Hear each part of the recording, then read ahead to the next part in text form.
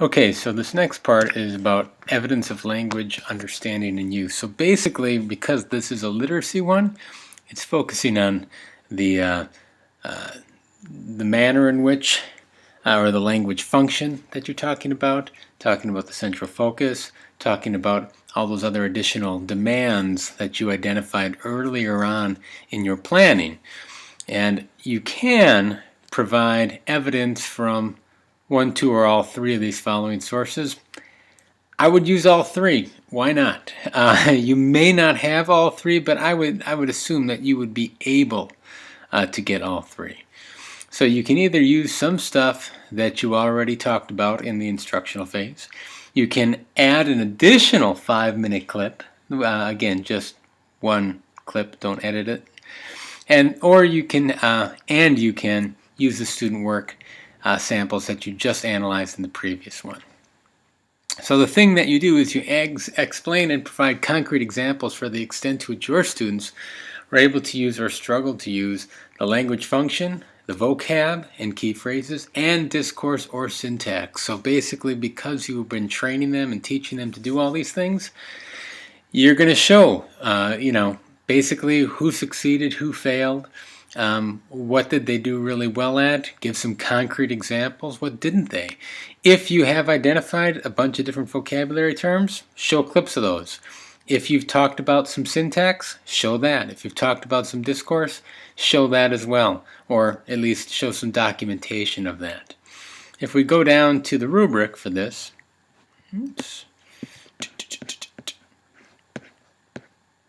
Rubric 4, Analyzing Student Language Use in Literacy Learning. If we look at a 3, right, candidate explains and provides evidence students' use of the language function and one or more additional language demands. So here's one where they actually have kind of level 3 at the bare minimum once again, where you're not really meeting everything that they asked you to do. If we look at level 4, now they're talking about vocab and an additional language function. So if you want a 4, make sure that you got both those things in there. I think the biggest problem probably comes when people don't spend the time identifying this earlier on. And as you can see, it hurts you not only once, but 2 or 3 times, right? You won't be able to even get the higher points or get a higher rating in the planning phase. It impacts your instruction. It impacts the assessment phase also.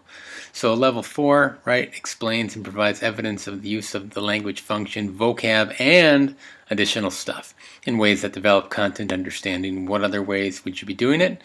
And level 5, candidate explains and provides evidence of language use and content learning for students with varied needs. So here's where you're breaking it down and not just showing, right, random successes or failures. You're breaking it down based on your analysis that you talked about before.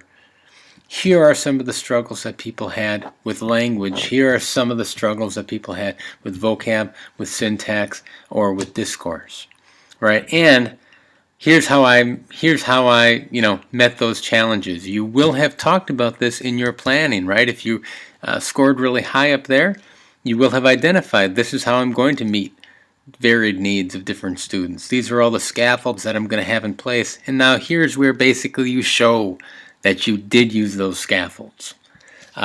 Again, if you start well with the planning, all this stuff kind of runs itself.